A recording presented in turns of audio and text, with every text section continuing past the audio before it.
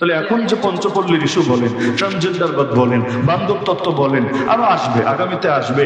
কারণ আল্লাহ রসুল সাল্লাল্লাহু আলাইহি ওয়াসাল্লাম যেমন ফিতনার হাদিসের মধ্যে বলেছেন যে কিয়ামতের আগের হালত এমন হবে, তসবির রশি ছিঁড়ে গেলে দানাগুলো যেমন একের পর এক গড়িয়ে পড়তে থাকে, সে জামানার ফিতনাগুলো এমন হবে।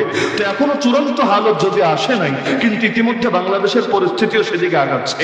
আপনি কোনো একটা নিয়ে প্রতিবাদ করে কামেল গন্তব্যে পূর্ণাঙ্গভাবে পৌঁছতে পারবেন না।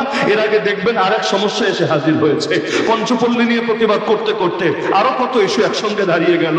ঢাকা ভার্সিটিতে ইস্তেসকার নামাজের অনুমতি দেয় নাই, অথচ শিখরা তরবারি উঁচিয়ে উঁচিয়ে শোডাউন থেকে করতে পেরেছে। তো শিখরা তরবারি উঁচিয়ে শোডাউন করবে, এতে সমস্যা হবে না, উগ্রবাদ পাবে না, সাম্প্রদায়িকতা পাবে না, মৌলবাদ পাবে না। অথচ ছাত্ররা সলাতুল ইস্তিসকা পড়বে, কয় মিনিটে লাগবে? 5 মিনিট, 10 মিনিট, 15 মিনিট, কি এমন সমস্যা হবে? এখানে তরবারিও থাকবে না, পিস্তলও থাকবে না, কিন্তু অনুমতিও দেয় নাই, এই অধিকারটাও কেড়ে নিয়েছে। তো ঢাকা ভার্সিটি কি কোনো পায়খানার জায়গা নাকি, কোনো বাথরুম নাকি, যে নামাজ পড়তে চাইলে পাক জায়গায় পড়তে হয়, না পাক জায়গায় পড়া যায় না? ওরা কি নিজেদেরকে বাথরুম মনে করে নাকি, যে ও জায়গায় নামাজ পড়তে দিবে না, তবে শয়তানে ঠিকই করতে দিবে? এই জুলুম তো কিছুতেই মেনে নেওয়া যায় না। এর মধ্যে চট্টগ্রামে চক্ষু হসপিটাল আইন জারি করে দিল, মেয়েরা নিজেদের চেহারা ঢাকতে পারবে না, চোখ ঢাকতে পারবে না, নিকাব পড়তে পারবে না।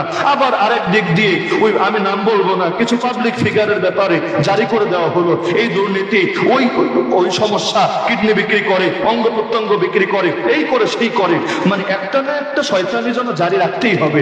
এমনকি মাওলানা মামুনুল হক সাহেবের ব্যাপারে কিছু বলদ লেখালেখি শুরু করে দিল, হুজুরের সব মামলার জামিন হয়ে গিয়েছে, হুজুরের আর বের হতে কোনো বাধা নাই, এই কালকে পরশুর মধ্যে বের হয়ে যাবে। আজব তামাশা, এসব গুজব ছড়ায় তাকে। আরে সব মামলার জামিন হয়েছে তোমারে বলেছে তাকে, এখনো তো হাফাজারির একটা মামলা বাকি আছে। তার মানে আমার কেন জানি মনে হয় যে একটা ইস্যু নিয়ে যেহেতু দেশ গরম হয়েছে, এখন গুজব ছড়িয়ে হোক বাস্তবে হোক, নজর আরেকদিকে ঘুরাতে হবেই হবে। আমাদের যত আন্দোলন হয়েছে, প্রতিটা আন্দোলন দেখবেন একটা আন্দোলন নিয়ে সিরিয়াস হতে না হতে আর 10টা আন্দোলনের প্রেক্ষাপট তৈরি হয়ে যায়, যার কারণে পাবলিক এখন আন্দোলন করার শক্তি পায় না। এখন ডাক দিয়ে দেখেন কয়জন মানুষ ময়দানে আমার হিম্মত করে, মানে আন্দোলনের জজবাটাই খতম হয়ে গিয়েছে। কারণ সমস্যা যখন মাত্রাতিরিক্ত বেড়ে যায়, হৃদয়ের জজবা কমে যায়। আমরা ছোটবেলায় দেখতাম যখন আমেরিকা আক্রমণ করলো ইরাকের উপর, আফগানিস্তানের উপর, আরো বিভিন্ন দুর্ঘটনা ঘটলো, গোটা মুসলিম বিশ্ব একসঙ্গে গর্জে উঠলো, বসে পুষ্পোত্তরিকা দাহ করলো, আরো কত প্রতিবাদ প্রতিরোধ হলো। আর এখন যখন পত্রিকায় পড়েন, ডেইলি পড়েন, অমুক দেশে এতজন মুসলমান মরেছে, তমুক দেশে এতজন নারী ধর্ষিত হয়েছে, অমুক দেশে এতটা শিশুকে মারা হয়েছে, ওই রকম অন্তরে ফিলিংসে আসে না। আসবে কিভাবে?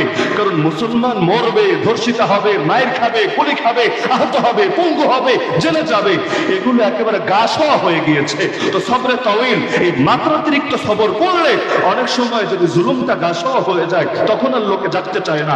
আজকে বাংলাদেশে কোন হুজুর যদি জাগরণের কথা বলে, এই মুসলিম জাতি তাকে ভুল বোঝে, তার বিরুদ্ধে অবস্থান নেয়। কেন জানেন? সেই 1757 থেকে এই 2024 পর্যন্ত গোলামি করতে করতে করতে করতে গোলামি রক্তে রক্তে রন্ধে রন্ধে মিশে গেছে।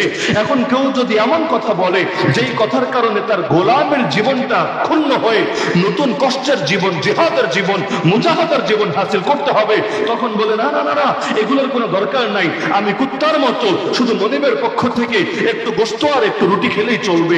এই যে গোলামি করতে করতে এখন গোলামের বাইরে কিছু ভাবতে পারে না, এর চাইতে একটা জাতির জন্য অবক্ষয় আর অধপতন কিছু হতেই পারে না। সুতরাং আমাদেরকে মৌলিক কিছু বিষয় ঐক্যবদ্ধ হতে হবে। কয়েকটা আন্দোলন আমাদেরকে এখন চূড়ান্ত ভাবে ফিনিশিং দিতে হবে। স্বাধীনতার 53 বছর হলো, আর কত ধৈর্য, আর কত সান্ত্বনা। খাতমে নবুয়তের আন্দোলনকে চূড়ান্ত করতে হবেই হবে। আমার একটা জিনিস ভালো লাগছে, আলহামদুলিল্লাহ তুম্মা আলহামদুলিল্লাহ, খাতমে নবুয়তের 7টা সংগঠন হুজুরের নেতৃত্বে আলহামদুলিল্লাহ ঐক্যবদ্ধ হওয়ার কাছাকাছি।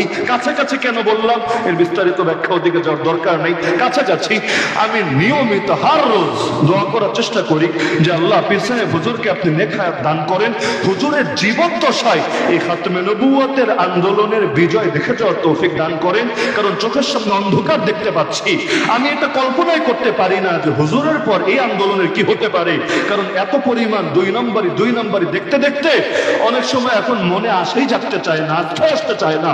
তো যার কারণে আল্লাহ হুজুরকে আরো দীর্ঘ নেক হায়াত দান করুক। প্রয়োজনে আমাদের মতো অনেক নওজোয়ানের জীবন আল্লাহ তাআলা তাকে হাদিয়া হিসাবে দান করুক, যে তবু ওই খাতমে নবুয়তের আন্দোলন চূড়ান্ত রূপ লাভ করুক এই জমিনে।